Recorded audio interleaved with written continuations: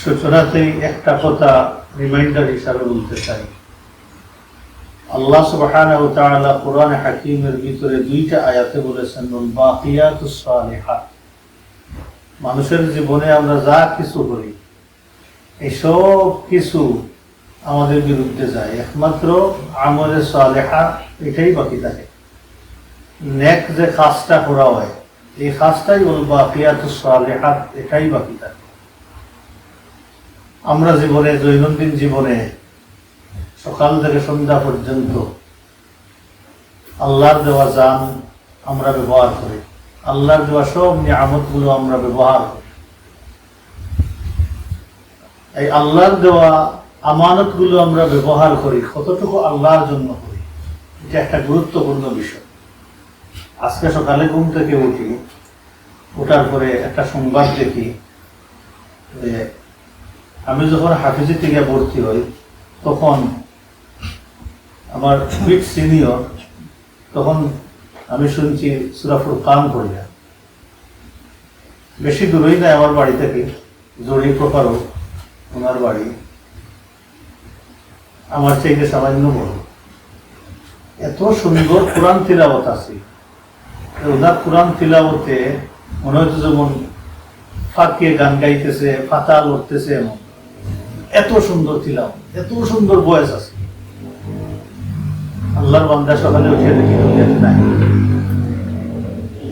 আমাকে খুব মহব্বত করতে, একটু শৌখিন স্টাইলর, খুব কোরআন শরীফ খুব সুন্দর ইয়াদ আছে, এত সুন্দর ইয়াদ, এবং ছাত্র হিসাবে খুব জেনুইন ছাত্র। যখন দেখলাম আমার সাথে খুব ঘনিষ্ঠ সম্পর্ক, আমাদের অনেক দিন আগে তো আমাদের জড়ির রাস্তাগুলো আগে ছিল, ওই যে পাকা ছিল না, বড় বড় পাথর ছিল, ইন্ডিয়া ওই জন্য লাঠি টিল্লা বর্ডার ওদিক থেকে আসতো, তো মোটা মোটা ডিস্ট্রিক্ট গুলো গাছ নিয়ে নামতো পাথর, উনি বাইক নিয়ে গেলে আমার করে উঠিয়ে আনত, আমার খুব মহব্বত করতে, খুব সুন্দর সুন্দর পাঞ্জাবি বানাইছে। তবে আমি সাফর সুফরের দিকে বা শহর চৌকতের দিকে কোনোদিন এখন যেভাবে আগেই ভাবেছিলাম, তো অনেক এটা নিয়ে আমাকে আফসোস করে, আমাদের জন্য একটা ভালো কাপড় পরেন না। হ্যাঁ, আমি আলহামদুলিল্লাহ আমার অনেক আছে, রুচি এদিকে আমার রুচি নাই এক্সট্রা, এটা হচ্ছে কথা। উনার সুন্দর সুন্দর কাপড় আমাকে আনিয়ে দিতেন। সকালে উঠিয়া যখন দেখলাম উনি নাই, তারপরে আর কয়েকদিন আগে আমার আরেকজন ক্লাসমেট উনিও নাই, মঞ্জুর রেজা ভাই ওনার সাথে কথা বলেছে, উনিও নাই। তো চিন্তা করলাম সুবহানাল্লাহ, আমার সমমান মানুষ একসাথে লেখাপড়া করছে দেখতেছে দুনিয়াতে, এত আকাঙ্ক্ষা এই দুনিয়া দিয়ে যে আমরা করতে থাকি, আশা করতে থাকি, যে প্রতিদিন এই সংবাদগুলো আসতে থাকে আমাদের কাছে। কিন্তু আজকে বারবার মনে হচ্ছিল বাকিয়াতুস সালিহাত, প্রতিদিন মুমিন হিসাবে আমাদের ইহতিসাব করা দরকার, যে আমি আজকের দিনটা কাটাইলাম, কিভাবে কাটাইলাম, আল্লাহর দেওয়া আমানত গুলো আমি কোথায় ব্যবহার করলাম।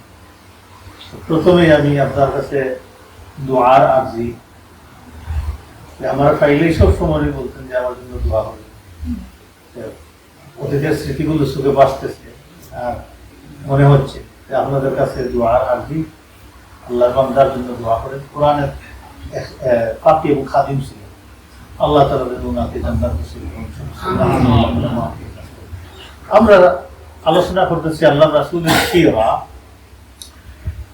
কোন বিষয়ে কার মনে আছে? খন্দকের যুদ্ধ। খন্দকের যুদ্ধতে আমরা মোটামুটি ঢুকে গেছি, আমরা এই খন্দকের যুদ্ধের আলোচনার ভিতরে। আজকের আলোচনা শুরু করবো এখান থেকে, যে কুরাইশ এবং তাদের অনুসারীরা বোর্ডটা কোথায়,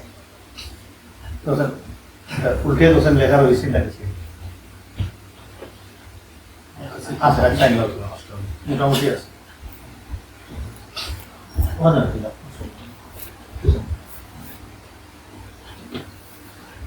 কুরাইশ এবং তাদের অনুসারীরা আবু সুফিয়ানের নেতৃত্বে 4000-এর একটা বিশাল স্পেশাল ফোর্স নিয়ে তারা মাজমাউল আসিয়াল ওই জায়গাতে আসিয়া তারা শিবির স্থাপন করছে। এই যে কুরাইশ জায়গাটা হচ্ছে ইস্টের দিকে, ওয়াহুদের ইস্ট কর্নারে, নর্থের আদার সাইডে তারা আসে শিবির স্থাপন করেছে। গাতফান এবং তাদের অনুসারীরা, তাদের লিডার ছিল উয়াইনা ইবনে হিসান, হারিস ইবনে আমর। এই দুইজনের নেতৃত্বে অনেক ট্রাইব আসছে, আর সেই দুইজনকে কমান্ডার ইন চিফ নির্ধারণ করে তারা তাবু স্থাপন করেছে ওয়েস্টের কাছে, ওহুদের ওয়েস্টের কাছে তারা তাবু স্থাপন করেছে, নর্থের আদার সাইডে তাবু স্থাপন করেছে। এই জায়গাটার নাম হচ্ছে জামবে নাকবি, মাজমাউল আসিয়াল জামবে নাকবি এই জায়গার নাম। এই জায়গাতে জামবে নাকবিতে গাতফান। কতটা আর্মি নিয়ে আসছে? আর্মি সংখ্যা 6,000 আর্মি নিয়ে আসছে।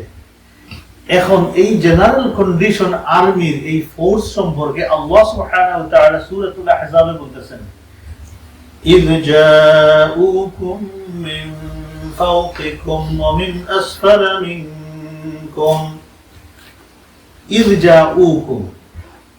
স্মরণ করো যখন তারা তোমাদের কাছে এসেছিল, হে মুমিনগণ তোমাদের কাছে এসেছিল, মিন ফাওকিকুম তোমাদের উপরের দিক থেকে।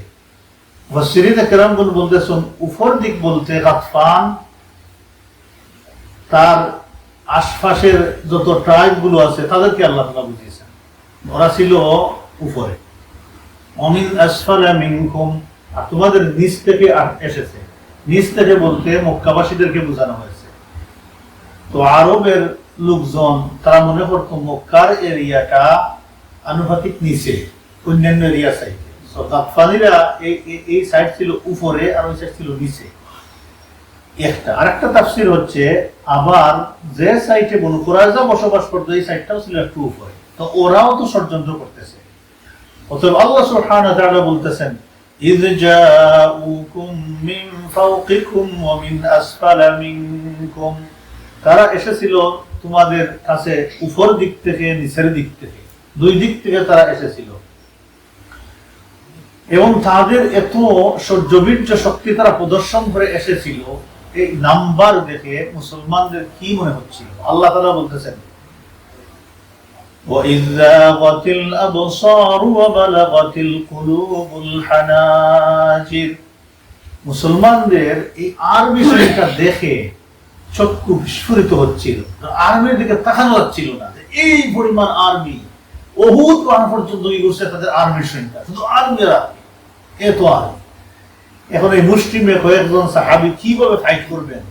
জাগাতিল আবসার, তাকানো যাচ্ছিল না, তো জলসাইছে চোখের মধ্যে তাদের অস্ত্রের জঞ্জানি, বর্ষাগুলো উঠেছে তারা। ওয়াবালাগাতিল কুলুবুল হানাজির, আল্লাহ পাক বলতেছেন সাহাবায়ে কেরাম রাদিয়াল্লাহু তাআলা আলাইহিম আজমাইন গণ ভিতরের সাফ বাহিরের সাফ সব দিক থেকে এমন ভাবে সাফ করতেছিল মনে হচ্ছিল কল জানটা গলার কাছে চলে আসছে, হানাজির এখানে চলে আসছে। আল্লাহর আয়াত থেকে বোঝা যায় যে কি পরিমাণ চাপ প্রেসার ছিল সাহাবায়ে কেরামদের উপরে। ওয়াতাযুন্নুনা বিল্লাহি যুনুনা, অনেক সাহাবীদের ভিতরে বিভিন্ন ধরনের চিন্তা এসে গেল আল্লাহ সম্বন্ধে। রাসূল যদি সত্য তাহলে আমরা ইসলামের মধ্যে কেন, তে আল্লাহ সাহায্য আসে না কেন, আল্লাহ সম্পর্কে বিভিন্ন চিন্তাধারা চলে আসে। আল্লাহ সুবহানাহু ওয়া তাআলা মেসেজ দিলেন, বুঝাইতেছেন যে কি প্রেসার ছিল সাহাবায়ে কেরামদের উপরে। হুনালিকা বিতুলিয়াল মুমিনুনা ওয়া যুলজিলু জিলজালান শাদীদা। আল্লাহ তাআলা বলতেছেন এখানে হুনালিকা বিতুলিয়াল মুমিনুনা, মুমিনগণ যাচাই বাছাই হচ্ছিলেন, আল্লাহ পরীক্ষা করতেছিলেন মুমিনদেরকে। বোঝা গেল যে এমন প্রেসার দিয়ে আল্লাহ মুমিনদেরকে পরীক্ষা করে। এমন পরিস্থিতির মধ্যে কিয়ামত পর্যন্ত যদি মুমিন পড়ে তাহলে বুঝতে হবে আল্লাহ সুবহানাহু ওয়া তাআলা মুখলিস মুমিনদেরকে আল্লাহ পরীক্ষা করতেছেন। আমরা মনে করি অনেক সময় মুমিন হইলেই তো শেষ, আল্লাহ তাআলা চতুর্দিক থেকে সব ব্লেসিংস আমাদেরকে দেওয়ার কথা, এটাই আমাদের অনেক সময় মনের মধ্যে চলে আসে। না, তার অপোজিটটা হচ্ছে ইসলামের বিধান। তার অপোজিট যে আপনি দুনিয়াতে আল্লাহর জন্য খাড়া হয়েছেন, আল্লাহ আপনাকে কাছে বাছাই করবে, করে আপনাকে প্রথমটা হচ্ছে আল্লাহ তোমাকে শহীদ করে দিবেন, এটা ফার্স্ট ভিক্টরি। মুমিনের প্রথম ভিত্তি কি? শহীদ হওয়া। আর শহীদ হইলে জান্নাত দখল হয়। আর যদি শহীদ না হয় তাহলে সওয়াব হয় হিউজ। ইখলাস থাকলে আল্লাহ সওয়াব দেন হিউজ। আর একটা বিজয় আল্লাহ দেন দুনিয়াতে, ওখরা তুহিব্বুনাহা, আল্লাহ বলেন আরেকটা আছে মুমিনের বিজয়, এটা মুমিনরা পছন্দ করে, মানুষ পছন্দ করে। কি পছন্দ করি? ভিক্টরি দুনিয়াতে আমরা সব পছন্দ করি। তো আল্লাহ তাআলা এটা দেন। তো আল্লাহর চয়েসে কোন ভিক্টরি ফার্স্ট? জান্নাতের ভিক্টরি ফার্স্ট। কারণ জান্নাত আরদুহা কাআরদিস সামাই ওয়াল আরদ, জান্নাত এত বড়, এত বিশাল যে এইটা তো আপনি একাই যদি বিক্রি করে ফেলেন, কি মনে করতেছেন? আমরা মনে হয় সামান্য একটা এলাকা গল্লি যদি আমরা দখল করতে পারি, বিশাল কিছু করে ফেলছি। তো আল্লাহ সুবহানাহু ওয়া তাআলা বান্দাকে শহীদ করে, পরীক্ষা নিরীক্ষা করে, বিপদ দিয়ে, জঞ্জাল দিয়ে, অ্যাফ্লিকশন দিয়ে তাকে পরীক্ষা করে শহীদ করে শেষ পর্যন্ত আল্লাহ তাকে জান্নাত। আল্লাহ সুবহানাহু ওয়া তাআলা বলতেছেন ওয়াজুলজিলু জিলজালান শাদীদা, সাহাবায়ে কেরামগণ ভয়াবহভাবে প্রকম্পিত হচ্ছিলেন এই চাপের কারণে। এটা গেল ইন জেনারেল আল্লাহ সুবহানাহু ওয়া তাআলার পক্ষ থেকে ইনফরমেশন উম্মতের জন্য কি ছিল সিচুয়েশন। এর মধ্যে মুখলিস ঈমানদার যারা ছিলেন সাহাবায়ে কেরামদের অবস্থান কি আল্লাহ তাআলা পরিষ্কার করে দিয়েছেন। ওয়ালাম্মা রাআল মুমিনুনা আল আহজাব, মুমিনরা যখন আহজাবদেরকে দেখলেন, আহজাবের অর্থ কি? আহজাবের অর্থ কি? বাহিনী, বিভিন্ন বাহিনী। এক হিজবুন মানে দল, গ্রুপ, এক গ্রুপ নাই, অনেক গ্রুপ। এই যখন এই আর্মি গ্রুপগুলো দেখলেন, অনেক গ্রুপগুলো দেখলেন, খারাপ মুমিনরা, আল্লাহ তাআলা বলেন মুমিনরা যখন দেখলেন, قالوا هذا ما وعدنا الله ورسوله وصدق الله ورسوله, তারা বললেন এইটাই আল্লাহর ওয়াদা, রাসূলের ওয়াদা আমাদের সাথে। সুবহানাল্লাহ। সাহাবা কেরাম কিভাবে বুঝেছিলেন এখন দেখেন। যখন দেখলেন আরো আসছে তখন বললেন এইটাই তো আল্লাহ বলেছেন, আল্লাহ রাসূল বলেছেন, এইটার ওয়াদা দিয়েছেন আমাদেরকে। আমরা যদি কোনো বিপদ আপদ এইভাবে দেখি তা বুঝতে হবে আল্লাহ মুমিনদেরকে এইটারই ওয়াদা দিয়েছেন। আহাসিবান নাস আইয়ুতরাকু আইয়াকুলু আমান্না ওয়া হুম লা ইফতানুন। আল্লাহ তাআলা বলতেছেন মানুষে ঈমান আনলে যদি কথা মনে না করে আমি ছেড়ে দেব। ঈমান আনছে নেই তো তার দরুন, কারণ দুনিয়াতে এখন তার আর দুনিয়া সিজনুল মুমিনিন ওয়া জান্নাতুল কাফিরিন, মুসলিম শরীফের হাদিস। মুমিনের জন্য জেলখানা দুনিয়া, কষ্টের জায়গা মুমিনের জন্য। এইসব মুমিনের সাথে ওয়াসাদাকাল্লাহু ওয়া রাসূলুহু, আল্লাহ এবং আল্লাহর রাসূল সত্য বলেছিলেন, সত্য ওয়াদা দিয়েছিলেন। ওয়ামা যাদাহুম ইল্লা ঈমানাও ওয়া তাসলিমা, মুমিনরা যখন দেখলেন এই কনফিডেন্স গুলো আসতেছে, মুমিনদের ঈমান বেড়ে গেল। সুবহানাল্লাহ ওয়া বিহামদিহি। বিপদ দেখলে মুমিনদের কি হয়? ঈমান বেড়ে যায়। ওয়া তাসলিমা, আর কি আল্লাহর কাছে সাবমিশন বেড়ে যায়, আল্লাহর কাছে তারা আরো বেশি সারেন্ডার করে ফেলে আল্লাহর হুকুম পালনের মাধ্যমে। পরিষ্কার হয়ে গেল যে জেনারেল কন্ডিশন ছিল খুবই ভয়াবহ, কিন্তু এর মধ্যে মুমিনদের অন্তরে ছিল আল্লাহর আনুগত্য, এবং তারা দেখতেছিলেন আল্লাহ সুবহানাহু ওয়া তাআলার সাহায্য, মনে করেছিলেন এইটাই মুমিনের রাস্তা, আল্লাহ এটা ওয়াদা দিয়েছেন। এটা হচ্ছে লেসন। এখন দেখি সেখানে তো মুনাফিকরাও ছিল, তাদের অবস্থা কি? তারা কি বলতেছে? দুই ধরনের মানুষ ছিল সেখানে, এই মুখলিস ঈমানদারের বাদে আরো টু কাইন্ডস অফ পিপল ছিল। তারা কি বলতেছে? আল্লাহ তাআলা ইরশাদ করতেছেন وَإِذْ يَقُولُ الْمُنَافِقُونَ وَالَّذِينَ فِي قُلُوبِهِم مَّرَضٌ, মুনাফিক এবং যাদের অন্তরে ছিল রূপ, দুআফা উন-নুফুস বলা হয়, রুগ্ন অন্তর, ভালো অন্তর, রুগ্ন অন্তর। রুগ্ন অন্তর সবাই মুনাফিক না, মনে রাখবেন, রুগ্ন অন্তর সবাই মুনাফিক না, এরা মুখলিসও আছে এদের মধ্যে। ইখলাস চলে আসে ইসলামের বিজয় দেখলে, আর ইসলামের পরাজয় দেখলে ইখলাস যায় না। এমন আছে না সমাজে মানুষ যে তেল নামে পাড়া দেয়, আর যখন দাওয়াত দেখে ডুবে একদম হইব না, আমার প্রবলেম আছে এখানে। তো এইগুলো সব সময় মানুষ ছিল, এদেরকে মারাদ বলেছে। আবার মারাদ রুগ্ন অন্তর বলে হয়েছে মুনাফিকদেরকেও। ওইটা হচ্ছে যদি সে চূড়ান্ত নিফাকি তার অন্তরে থাকে, তাহলে চূড়ান্ত রোগও তার অন্তরে থাকে। তো আল্লাহ সুবহানাহু ওয়া তাআলা বলছেন এদেরকে বলা দুআফা উন-নুফুস, যে খুব দুর্বল হার্ট, আচ্ছা বলেন তো দেখি, কিছু মানুষকে আপনি একটা গান দিয়ে বলেন শর্ট কর, দেবে কাঁপতেছে, ধরতে পারতেছে না, পড়ে যাচ্ছে। কিছু মানুষকে আরপিজি দিয়ে বলেন শর্ট কর, দেবে কাছে নিয়ে ট্রাক্টরে মারতেছে। দেখেন না, সব মানুষ সমান না। দেখেন আমি দেখলাম সেই বাংলাদেশে আপরাইজিং এর সময়, টার্মোয়েলের সময়, আমি যখন ছোট্ট একটা বাচ্চা দৌড় দিয়ে গিয়ে পুলিশকে পেটের মধ্যে মারা শুরু করছে। তার সাহস, মানে আরেকজন বলছে কিন্তু রাজধানী মারবো, সে বলছে না কি বই আমার, আর আরেকজন দিকে পলায়ন করতেছে, দৌড়াই গেছে। তো এখন হাত দুইজন তো সমান না। পৃথিবীর সব জায়গাতে আপনারা দেখবেন 10 জন মানুষের সামনে একজন বসে কথা বলবে, আরেকজন কথা বলতে পারবে না, কম্পন শুরু হয়ে যায়, আছে না? তো আল্লাহ তাআলা মানুষ বানিয়েছেন, দেহ, বডি, চোখ, ব্লাড সব ঠিক আছে, কিন্তু এই জায়গাতে কোন একটা জিনিস আল্লাহ তাআলা ফিট করে দিয়েছেন, সব তো সমান না, সবার দিল সমান হয় না। দেখবেন কোন মানুষ লাস্ট 2টা জায়গা করে যায় না। আমার বড় ভাই জনজাতে যায় না, ওনার নাকি হার্টের পালপিটেশন শুরু হয়ে যায় ডেড বডি দেখার পরে। আমার সারা জীবনের মাঠে ওয়াশ করলাম, ছিলাম, জনজাতে গেলাম, মানুষ করে দিলাম। তো এটা হচ্ছে হার্ট, সবার অন্তর সমান না। আল্লাহ সুবহানাহু ওয়া তাআলা বলতেছেন এই সমস্ত দুআফাউন নুফুস, যাদের অন্তর দুর্বল ছিল, তারা বলল কি, আর মুনাফিকরা বলল কি? দেখেন, মা ওয়া'আদানাল্লাহু ওয়া রাসূলুহু ইল্লা গুরুরা, আল্লাহ এবং আল্লাহর রাসূল আমাদেরকে শুধুমাত্র প্রতারণার ওয়াদা দিয়েছেন। নাউযু বিল্লাহ, শুধু প্রতারণার ওয়াদা দিয়েছেন। তারা অনেক কথা বলছে, যাকে আমরা পরে এগুলো আলোচনা করব। তাহলে দুআফাউন নুফুস, রুগ্ন অন্তর, আর মুনাফিকরা কি বললো? আল্লাহ আল্লাহর রাসূল আমাদেরকে প্রতারণা করেছে, কোনো ওয়াদা নাই, এটা প্রতারণা।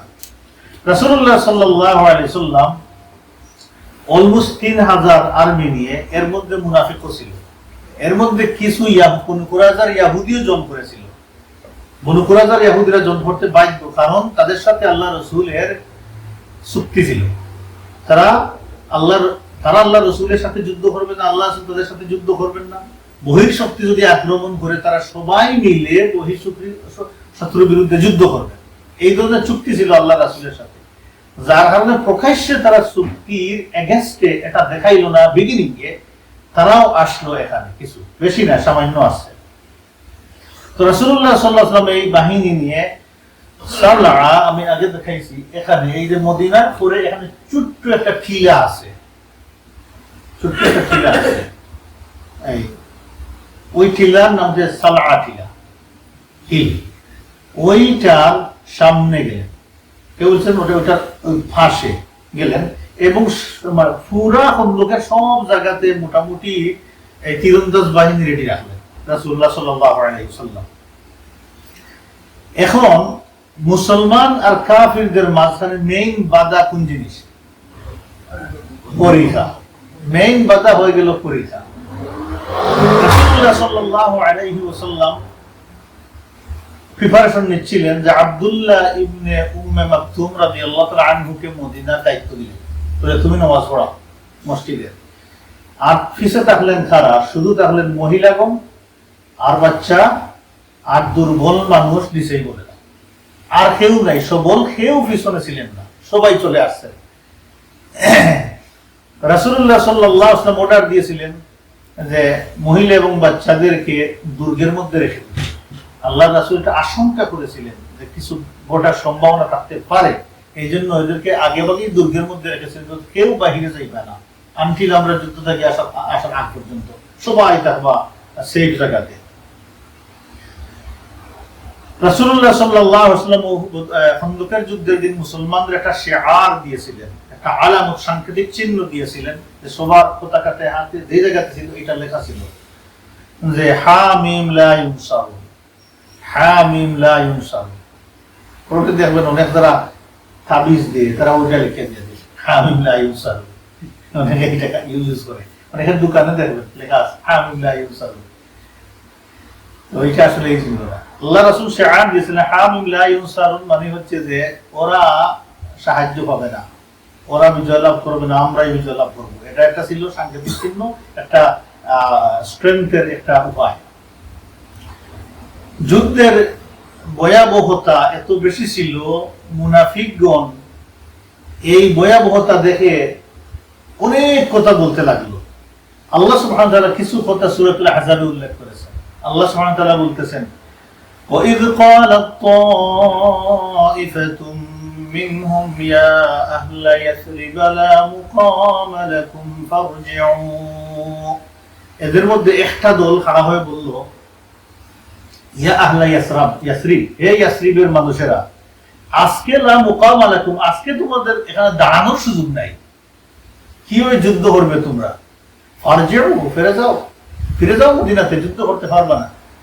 একটা ওয়াস্তাযিনু ফারিকুম মিনহুম নাবিয়্যা, একদল আসিয়া আল্লাহ রাসূলের কাছে রিকোয়েস্ট করতে শুরু করলো, অনুমতি চাইতে শুরু করলো। অনুমতি চাওয়ার এক্সকিউজ কি? আল্লাহ তাও বলতেছেন ইয়াকুলুনা ইন্না বুয়ুতানা আওরা, তারা বলল ইয়া রাসূলুল্লাহ, আমাদের ঘরগুলো অরক্ষিত, আমাদের ঘরগুলো দেখাশোনা করার কেউ নাই, অরক্ষিত অবস্থায় রেখে আসছি। আল্লাহ তাআলা বলতেছেন ওমা হিয়া বিআওরা, তাদের ঘরগুলো অরক্ষিত ছিল না। ইউরিদুনা ইল্লা ফিরারা, তাদের ভিতরে একটা ইন্টেনশন ছিল, তারা যুদ্ধক্ষেত্রতে পলায়ন করবে। এই পলায়নের উদ্দেশ্যে আল্লাহ রাসূলের কাছে আসিয়া শুরু হলো, ইয়া রাসূলুল্লাহ পারমিশন দিন।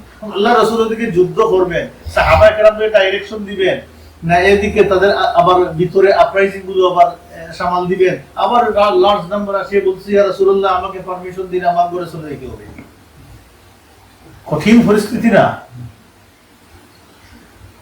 আব্দুল্লাহ বিন আব্বাস রাদিয়াল্লাহু তাআলা আনহুমা বলতেছেন এই সময় যারা ইহুদি ছিল এখানে, তারা উবাই ইবনে সালুল, আব্দুল্লাহ ইবনে উবাই বিন সালুল, মুনাফিকদের সর্দার, সেও আছে, কারণ সবাই আসতে হবে এখানে, থাকলে তো সে প্রকাশ্যে মুনাফিক হয়ে যাবে, এই জন্য সবাই আসছে। এই ইহুদিগণ তার কাছে গেল, তার সঙ্গী সাথীদের কাছে গেল, কারণ তারা সিনে কারা মুনাফিক, এদের কাছে গেল, গিয়ে বলল মাল্লাযী ইয়াহমিলুকুম আলা কাতলি আনফুসিকুম বিয়াদি আবি সুফিয়ান ওয়া আসহাবিহি, কোন কারণে তোমরা, আমরা যে আবু সুফিয়ান আর তার বাহিনীর হাতে আমরা কতল হব, আমরা নিহত হব, কোন কারণে? আমাদের কারণটা তোমরা বলো। এইভাবে এদেরকে মানে ঈর্ষান্বিত করে শুরু করলো, জিদ করে শুরু করলো যে তোমরাও চলো। বললো ফারজিউ ইলাল মাদিনা, ফিরে যাও তোমরা মদিনাতে, কেন তোমরা এখানে আসো?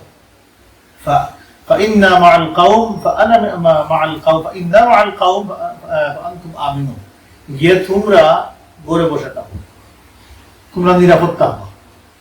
তাহলে বুঝা যাচ্ছে এখন কি মুসিবত সাহাবায়ে কেরামদের ভিতরে এই জায়গাতে, আর ওই জায়গাতে তো হিউজ আর্মি অগ্রসর হইতেছে রেডি তারা যুদ্ধের জন্য। বনি নযীরের যে লিডার ছিল হুয়াই ইবনে আখতাব, এবং এই সময়ে যুদ্ধের এই ভয়াবহ সময়ে হুয়াই ইবনে আখতাব গেল বনু কুরাইজার নেতা কাব ইবনে আসওয়াদের কাছে, কারণ বনু নযীরকে এক্সাইল করার পরে তাদের লিডাররা কোথায় গিয়েছিল? বনু কুরাইজাতে। বনু কুরাইজার লিডার ছিল কাব ইবনে আসওয়াদ, কাব বিন আসওয়াদ। সে আল্লাহ রাসূলের সাথে চুক্তিনামাতে স্বাক্ষর করেছিল, কি অনাগ্রাসন চুক্তি করেছিল সে আল্লাহ রাসূলের সাথে। তখন সে গেল, তাকে আসতে দেখে কাব বিন আসওয়াদ দরজা বন্ধ করে দিল। এবার সে বাহিরে আসে, দরজাতে নক করা শুরু করলো। সে ভিতর থেকে বলে আমি দরজা খুলবো না। বলে একটু দরজাটা খুলো, তোমার সাথে কথা আছে। সে বললো আমি জানি তুই ইভিল ইন্টেনশন নিয়ে আসো মুহাম্মদের বিরুদ্ধে যুদ্ধ করার জন্য, আমি দরজা খুলবো না। সে বাহিরে কথা বলে, সে ভিতর থেকে কথা বলে। সে বললো আচ্ছা তুমি যাও আর না যাও, দরজাটা লিস্ট খুলো। কিন্তু সে দরজা খুলবে না। সে বললো যে তোমার ঘরে আমি একটা ভাত খাবো, ওই জন্য দরজা খুলতেছো না। এই কথা যখন বলছে, তার আত্মসম্মানে ধরছে, সে দরজাটা খুললো। দরজা খোলার পরে ভিতরে গিয়ে বসলো, বসে তাকে বুঝানো শুরু করলো, দেখো এত কষ্ট করে আরবদেরকে নিয়ে আসছি এখানে, কুরাইশদেরকে নিয়ে আসছি, গাতফানদেরকে নিয়ে আসছি, এবং তারাও জানে তোমরাও পছন্দ করো না। আর এই পরিস্থিতিতে তারা কিন্তু বিক্রি করে ফেলবে। বিক্রি করার পরে আমরা তো জানি আমাদেরকে অলরেডি এই সমস্ত মুশরিকিন ট্রাইবগুলো এমনিতেই মারে, ব্যবসা বাণিজ্য করতে দেয় না, এমনিতেই নির্যাতন করে, আমাদের মর্যাদা নাই। যদি মুহাম্মদকে মেরে তারা দখল করে ফেলে, তাহলে আমাদের আর কোনো সম্মানই থাকবে না, আমাদের তারা ফায়ার তুলে ফেলে পিষ্ট করে দিবে। অতএব সেখানে আমাদের কন্ট্রিবিউশন রাখতে হবে। বিভিন্ন বোঝানোর চেষ্টা করলো, তার গাড়ির মধ্যে হাত দিয়ে ওকে সিমটাইতে শুরু করলো, মাটিতে শুরু করলো, বুঝাইতে শুরু করলো। শেষ পর্যন্ত কাব রাজি হয়ে গেল। অনেক বোঝানোর পরে সে রাজি হয়েছে, সাথে সাথে রাজি হয় নাই। সে তাকে বারবার বলতেছিল যে মুহাম্মদের সাথে চুক্তি হওয়ার পর থেকে এখন পর্যন্ত কোনো দিন কোনো কথা মুহাম্মদ খেলাফ করেনি সাল্লাল্লাহু আলাইহি ওয়াসাল্লাম। আমরাই খেলাফ করেছি, আমরাই উল্টা পাল্টা করেছি, কিন্তু তিনি তার সততা, আমানতদারিতা সব রক্ষা করেছেন, আমরা রক্ষা করিনি। এই পর্যায়ে যদি এখন করি যে আমাদের মুসিবত আছে। কিন্তু শেষ পর্যন্ত কি করা যায়, নাসুর বান্দার মতো তাকে ফুসকাই দিল, রেডি হয়ে গেল সেও। আল্লাহ রাসূলের কাছে খবর আসলো এই কঠিন পরিস্থিতির সময় বন্ধু কুরাইজা মুসলমানদের ঘরে ঘরে আসিয়া আঘাত করতেছে, তারা বিট্রে করে ফেলছে। আল্লাহ রাসূল বিষয়টা জানার জন্য সাআদ ইবনে মুআজ, আউসের লিডার, সাআদ ইবনে উবাদা খাজরাজের লিডার, মদিনার তো পাওয়ারফুল ব্যক্তি ছিলেন,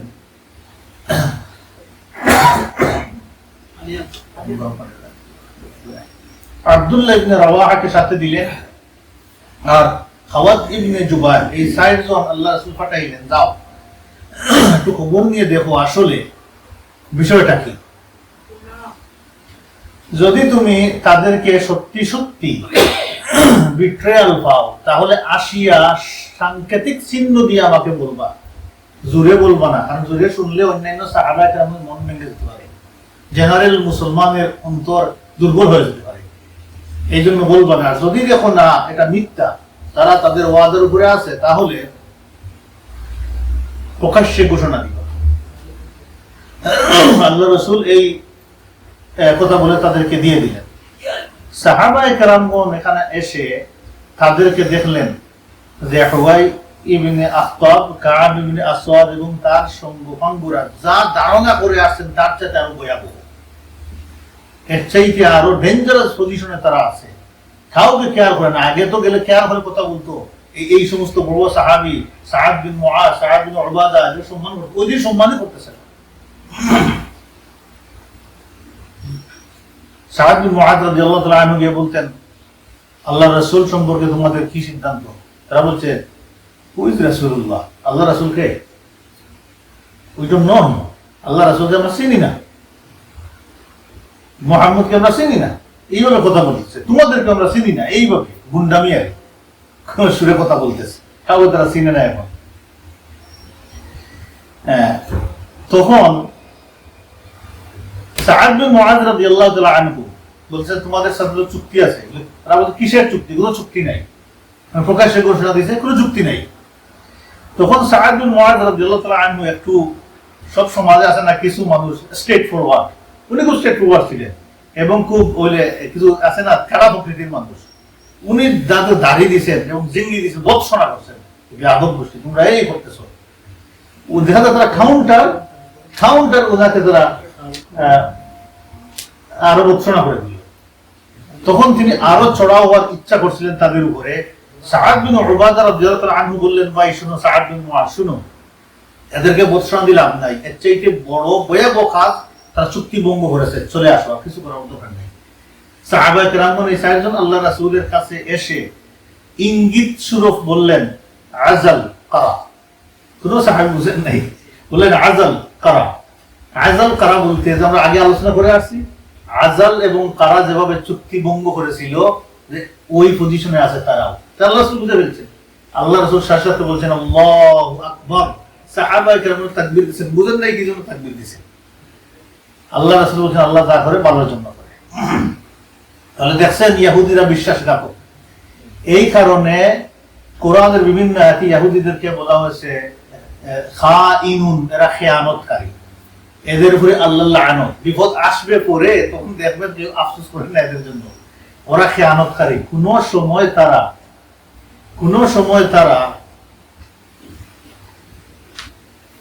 সত্যের উপরে থাকে নাই। প্রতারণা, খেয়ানত, ষড়যন্ত্র, এগুলো তাদের হাতিয়ার, এগুলো সব সময় তারা করত।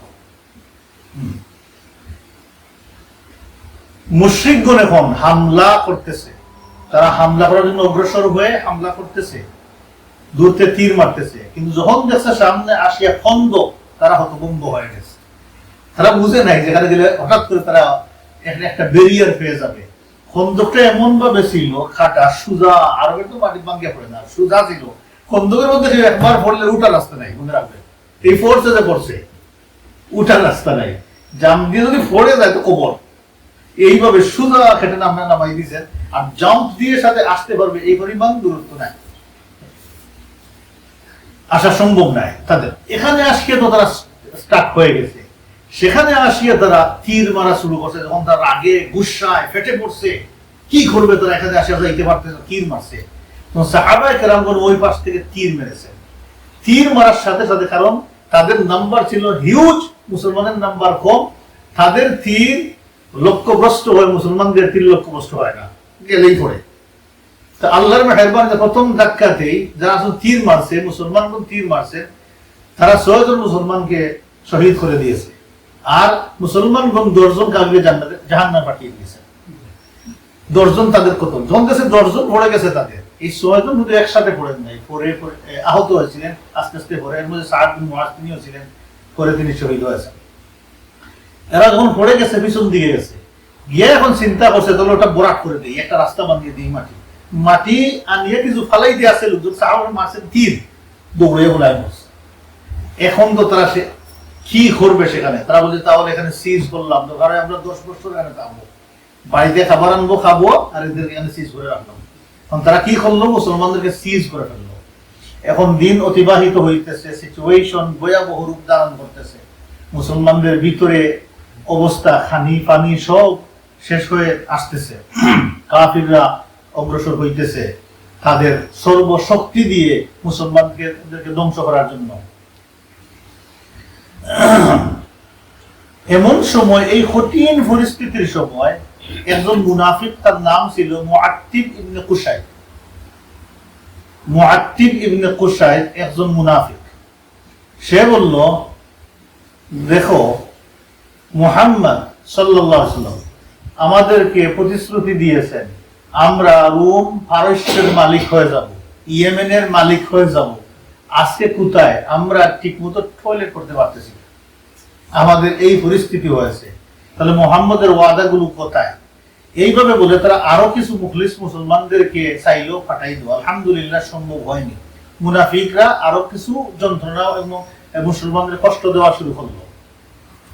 পরিস্থিতি যখন ভয়াবহ রূপ ধারণ করলো, ইহুদিরা ভিতরে, মুশরিকরা বাহিরে, মুনাফিকরা ভিতরে, চতুর্দিকে চাপ, মুসলমানদের বাহিরের জ্বালা, ভিতরের জ্বালা সব দিয়ে আল্লাহ সুবহানাহু ওয়া তাআলা পরীক্ষা করতেছেন। এই জন্য আল্লাহ বলছিলেন যে ওয়াজুলজিলু জিলজালান শাদীদা, ভয়াবহ ভয়ে প্রকম্পিত হচ্ছিলেন।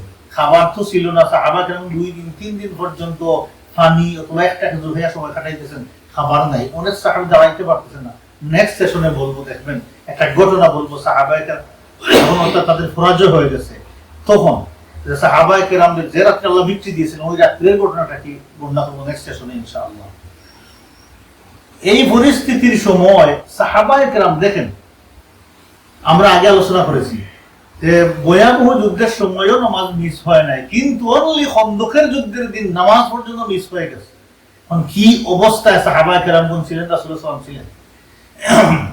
জাবির ইবনে আব্দুল্লাহ রাদিয়াল্লাহু আনহু বলতেছেন, ওমর ইবনুল খাত্তাব রাদিয়াল্লাহু তাআলা আনহু খন্দকের যুদ্ধের দিন কুরাইশদেরকে বৎসনা করতে করতে আল্লাহর রাসূলের কাছে আসলেন। এসে বললেন, ইয়া রাসূলুল্লাহ, মা কিতু আন উসাল্লি হাত্তা কাদাতিশ শামস আন তাগরু, আজকে আসরের নামাজ আমি টাইম মতো পড়তে পারি নাই। আসরের নামাজের ওয়াক্ত চলে যাচ্ছে, এমন সময় যখন রিমের উপরে চলে আসছে, ডুবে যাচ্ছে, তখন আমি আসর নামাজ পড়েছি, ইয়া রাসূলুল্লাহ। উনি এই রিগ্রেট করে, কষ্ট করে, যে মুশরিকদের কারণে আমার আজকে নামাজের এই অবস্থা হয়েছে, রিগ্রেট করতেছেন। আল্লাহ রাসূল কথা শুনে বললেন, ওয়াল্লাহি মা সাল্লাইতুহা, আল্লাহর কসম আমি তো নামাজ পড়ি নাই। আল্লাহ রাসূল নামাজ পড়েন না, এত ব্যস্ত ছিলেন আল্লাহ রাসূল, কোনো সময় ছিল না আসরের নামাজ আদায় করার জন্য। আর আমরা জানি আল্লাহ রাসূল আসরের নামাজের ব্যাপারে কি বলেছেন। আল্লাহ কোরআনে বলেছেন সালাতুল উসতা, স্পেশাল নামাজ। হাদিস শরীফের মধ্যে আছে, বুখারী শরীফের হাদিস, কেউ যদি মান ফাতা সালাতুল আসর, আসরের নামাজ যদি কেউ কাজা করে যায়, হাবিত আমালু, তার সারা আমল বাতিল হয়ে যায়। খুব ভালো মাথায় রাখবেন, আমরা আসরের সময় দুর্বল হয়ে যাই। বাকি নামাজ খাতা করলে এত ক্ষতি হয় না, আসরের নামাজ খাতা করলে কি হয়, সকাল থেকে সন্ধ্যা পর্যন্ত আজকের দিনের সমস্ত ভালো আমলগুলো মিটে যায়, শেষ, কোনো আমল নাই, এমটি হয়ে যায়। হ্যাঁ, জোহরের নামাজ জমাতে, ফজর জমাতে, মাগরিব জমাতে, ইশা জমাতে, কোরআন তিলাওয়াত সব হয়েছে, কিন্তু আসরের নামাজটা ইচ্ছাকৃতভাবে কাজা হয়ে গেছে, না কাজা হয়ে গেছে মানে শেষ চলে গেছে, অফ চলে গেছে, পড়া হয় নাই, সারা হাবিতাত আমালুহু, তার সারাদিনের আমল বাতিল হয়ে যায়। এই জন্য আসর নামাজটা খুব শক্ত করে ধরা দরকার।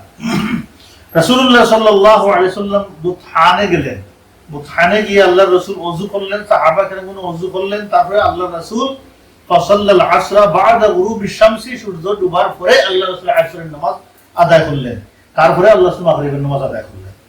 বুখারী শরীফের হাদিস, আলী রাদিয়াল্লাহু তাআলা আনহু আল্লাহর রাসূলকে বর্ণনা করতেছেন, আন্নাহু ক্বালা ইয়াউমুল খান্দক, আল্লাহ রাসূল খন্দকের যুদ্ধের দিন বলেছেন, মালাউল্লাহু আলাইহিম বুয়ুতাহুম ওয়া কুবুরাহুম নার, আল্লাহ সুবহানাহু ওয়া তাআলা এই সমস্ত কাফিরদের কবর এবং গড়কে যেন আল্লাহ আগুন দিয়ে ভরে দেন, আল্লাহ যেন আগুন দিয়ে ভরে দেন। কারণ কামা শাগালুনা আনিস সালাত, কারণ তারা আমাদেরকে নামাজ পড়তে দেয়নি, আমাদেরকে বিজি রাখছে, নামাজ পড়ার সুযোগটা আমাদের দেয়নি। সালাতুল উসতা হাত্তা গাবাতিশ শামস, সূর্য ডুবে গেছে, উসতা নামাজ আসরের নামাজ পড়া হয় নাই।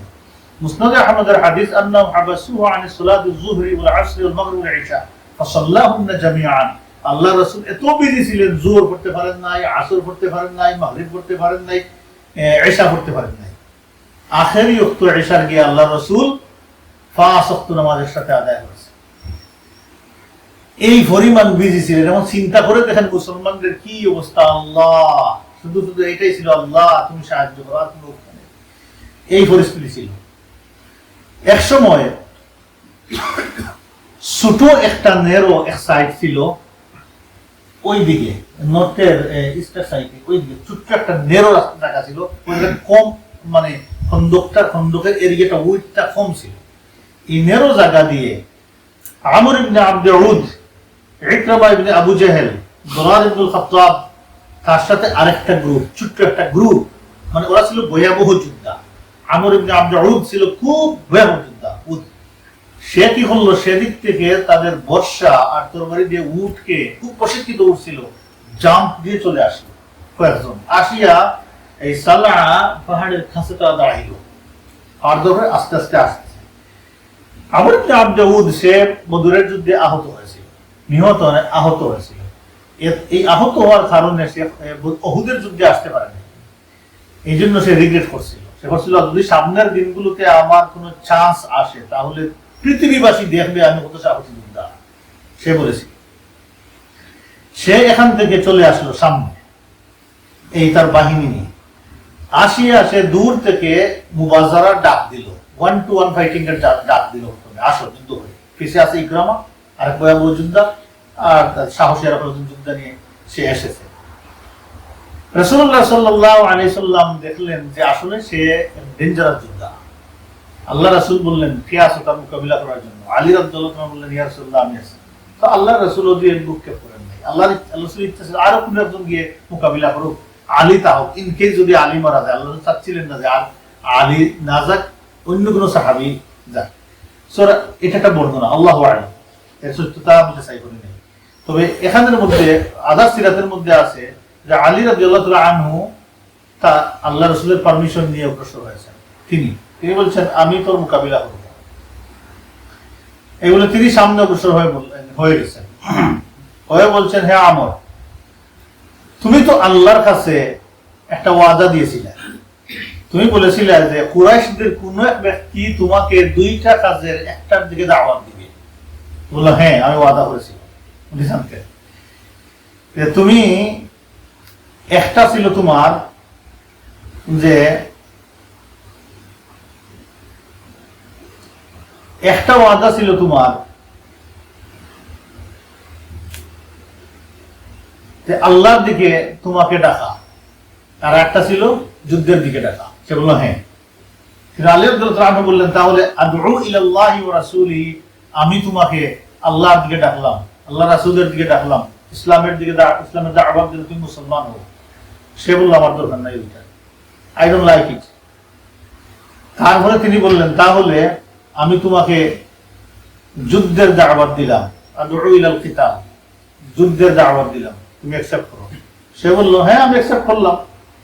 তিনি বললেন, তাহলে আসো আমার সাথে যুদ্ধ করো। সে বলল, বাতিজা, তোমার সাথে যুদ্ধ করার আমার কোনো ইচ্ছা নাই, তোমাকে মেরে আমার হাত রক্তাক্ত করার আমার কোনো ইচ্ছা নেই, আরো কাউকে তুমি পাঠাও, তুমি ছোট মানুষ, তোমার সাথে আমার যুদ্ধ করার প্রয়োজন নাই। সে বলল, আলী রাদিয়াল্লাহু আনহু তার কথার জয় বললেন, উরিদু আন আকতুলাক, হ্যাঁ আমি চাই তোমাকে হত্যা করতে, আমি চাই আমার হাত, আমার বর্ষা, আমার তরবারি রক্তাক্ত হবে তোমার রক্ত দিয়ে, আমি চাই।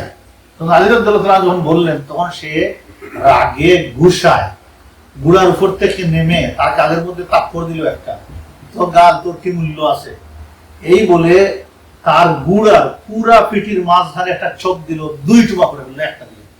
তো দেখ, আমি পিছন দিকে যাব না। এটা দ্বারা কি বুঝাইছে সে, যে সে নিজের জানেরও হেফাজত করে না, তার মালেরও হেফাজত করে না, এই দুইটা মিল করেছে সে।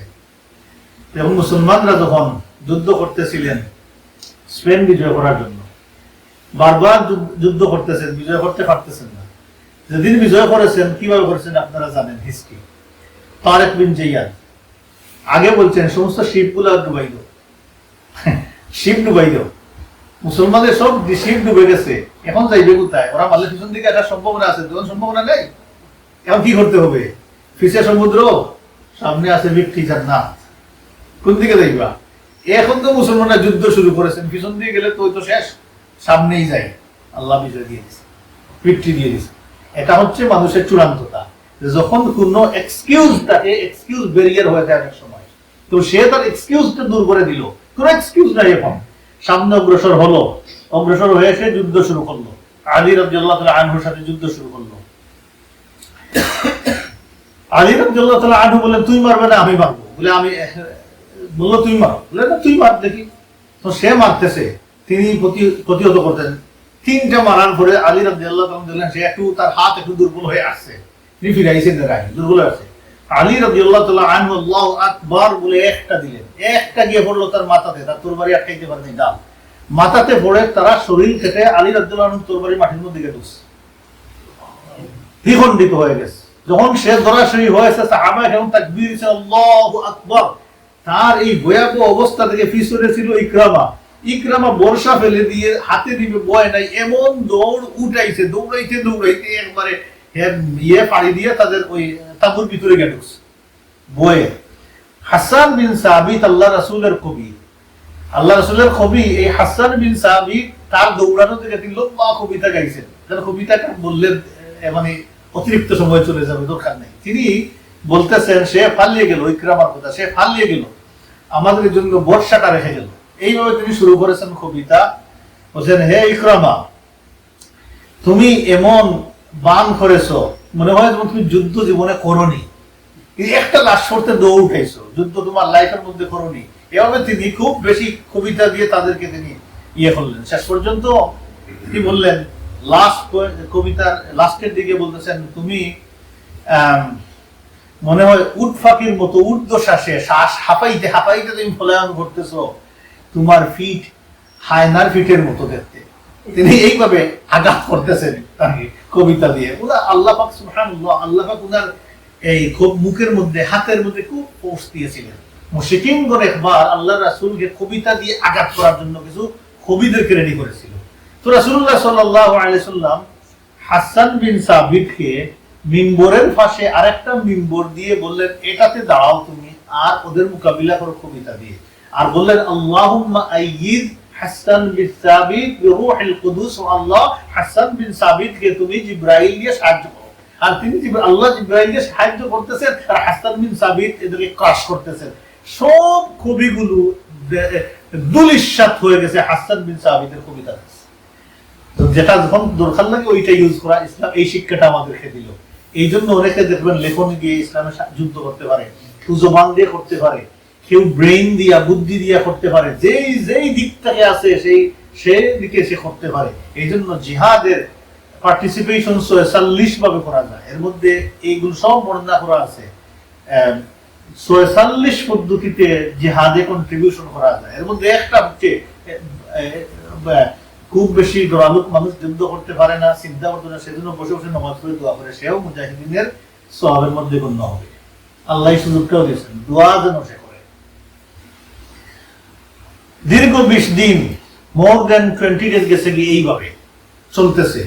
এখন তো দেখেন পরিস্থিতি কি, মুসলমানদের দুঃখ দুর্দশা বাড়তেছে, ঘরের মধ্যে খানি শেষ হইতেছে, এই সাহাবা কেরামদের আর্মির খাদ্য পানি সরবরাহ এগুলো সংকীর্ণ হয়ে আসতেছে কঠিন পরিস্থিতির মধ্যে। এই সময় রাসূলুল্লাহ সাল্লাল্লাহু আলাইহি সাল্লাম বিভিন্ন চিন্তা করতেছেন কিভাবে এটা মিনিমাইজ করা যায়। রাসূলুল্লাহ সাল্লাল্লাহু আলাইহি সাল্লাম গাতফানের যে দুই লিডার উবাইদা ইবনে হিসান আর হারিস ইবনে আউফ, এদের কাছে একটা অফার পাঠাইলেন, প্রস্তাব পাঠাইলেন। প্রস্তাবটা ছিল এই যে তোমরা যদি আজকে যুদ্ধ না করে তোমাদের আর্মি বাহিনী নিয়ে চলে যাও, আমাদের সাথে তোমাদের একটা চুক্তি করতে পারি, এই কন্ডিশনে যে আমরা মদিনার খেজুরের সম্পদের ফসলের 3 ভাগের 1 ভাগ তোমাদেরকে বছরে আমরা দিয়ে দিব, তোমরা যদি রাজি হও। এটা যখন পাইলো উয়াইনা ইবনে হিসান আর হারিস ইবনে আউফ দেখলো এখানে যুদ্ধ মাইল করিয়া 20 দিনের উপরে হয়ে গেছে, ভিত্তি কবে আসবে কবে নাই, কি দরকার, আমরা তো পেয়ে গেছি লার্জ নাম্বার, আমরা খাবার দাবার হয়ে গেছে, এমনি তোমরা অভাবী মানুষ, আর দরকারটা কি, চলো আমরা যাই। হ্যাঁ, তারা বললো ঠিক আছে, আমরা তারা ওয়েলকাম করলো, বললো এটা খুব ভালো একটা প্রস্তাব মোহাম্মদের পক্ষ থেকে যে আমরা একটা চুক্তি করে ফেলি, চুক্তি করে আমরা মোহাম্মদের সাথে চলে যাই, আমরা বছরে ফসলগুলো নিব। আর বাকিদের চিন্তা তাদের নাই, ওই কুরাইশদেরও চিন্তা নাই, আর বনু কুরাইজারও চিন্তা নাই তাদের, তারা আছে তাদের চিন্তা, পেটের চিন্তা। তারা রেডি হয়ে গেছে আল্লাহ রাসূলের সাথে চুক্তি করার জন্য। দলিল লেখা হয়ে গেছে, শুধু স্বাক্ষরটা বাকি রয়েছে।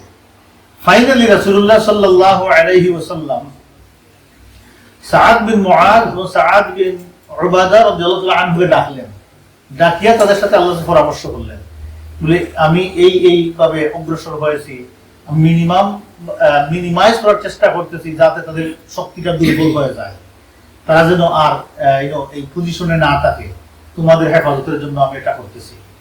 একথা শুনে ডিপলি দুই সাহাবী উত্তর দিলেন আল্লাহ রাসূলকে, ইয়া রাসূলুল্লাহ, এটা আমাদের কল্যাণে আপনার পক্ষ থেকে করা হচ্ছে না, এটা আমাদের কল্যাণে না, এটা আল্লাহ পাকের হুকুম। দেখেন দুইটা কথা, 1 নম্বর এটা আপনার পক্ষ থেকে আমাদের কল্যাণে এই চুক্তি, না আল্লাহ পাক নির্দেশ করেছেন এইটা করার জন্য। রাসূলুল্লাহ সাল্লাল্লাহু আলাইহি ওয়াসাল্লাম বললেন, না, এটা তোমাদের কল্যাণার্থে আমার পক্ষ থেকে এই অ্যারেঞ্জমেন্ট, এটা আমি করেছি। একথা শুনে দুই সাহাবী বললেন, ইয়া রাসূলুল্লাহ, আমরা আল্লাহ চিনতাম না, রাসূল চিনতাম না, আমরা মূর্তি পূজার মধ্যে ছিলাম, মুশরিক ছিলাম। এই সময় আমরা যখন মুশরিক ছিলাম তখন ওই সময়েও আমরা আমাদের ফসলের খাবারের কোনো অংশ আমাদের কোনো দুশমনদেরকে আমরা দেই নাই, কোনোভাবে দেই নাই। 2টা রাস্তা ছাড়া। 1 নম্বর হচ্ছে আমরা গিফট করতাম, মানুষের হিবা দান করতাম, 1। 2 নম্বর আমরা কাউকে মেহমানদারি করে খাওয়াইতাম। এছাড়া আমরা একটা কুরমা, একটা খেজুরও আমরা কাউকে দেই নাই। এখন আমরা আল্লাহ পেয়েছি, রাসূল পেয়েছি, আমরা মুমিনিন, আল্লাহর জন্য আমরা খাড়া হয়েছি। ইয়া রাসূলুল্লাহ, আমাদের সম্পদ দিয়ে আমাদের এই আল্লাহর রাস্তায় কি একটা বাধা সৃষ্টি করতে পারি? তো রাসূল ইসলাম আর কোনো কথা বলেন নাই। সাহাবায়ে কেরাম বললেন, ইয়া রাসূলুল্লাহ, এটা কখনো হতে পারে না, আল্লাহর কসম করে বলছি ইয়া রাসূলুল্লাহ, একটা কুরমাও তাদেরকে দিব না, তাদের মধ্যে আমাদের মধ্যে ফয়সালা হবে যুদ্ধ। যখন এই ঘোষণা দিলেন আল্লাহ রাসূল বলেন, বাস খালাস হয়ে গেছে। আল্লাহ রাসূল বলেন, দরকার নাই, ছুড়ে ফেলো, আল্লাহর ফয়সালা, আমাদের যা হয় সেটাই হবে, যুদ্ধ করবো আমরা। সাহাবায়ে কেরাম কসম করে বলার পরে রাসূলুল্লাহ সাল্লাল্লাহু আলাইহি ওয়াসাল্লাম বললেন, এটা ছেড়ে ফেলো, তাদের সাথে আমাদের আর কোনো চুক্তি নাই, একটাই হবে ফয়সালা, সেটা কি? যুদ্ধ। আমরা পরবর্তী সেশনে আলোচনা করব এখান থেকে যে যুদ্ধটা এই 20 দিনের উপরে হয়ে গেছে। এখন দেখি আমরা লাস্ট পর্যায়ে কিভাবে আল্লাহ সুবহানাহু ওয়া তাআলা মুসলমানদেরকে ভিক্টরি দিলেন আর কাফিরদেরকে আল্লাহ কিভাবে হিউমিলিয়েশন করলেন। নেক্সট সেশন থেকে আমরা আলোচনা শুরু করব ইনশাআল্লাহ। সুবহানাকাল্লাহুম্মা ওয়া বিহামদিকা নাশহাদু আন লা ইলাহা ইল্লা আনতা নাস্তাগফিরুকা ওয়া নাতুবু ইলাইক।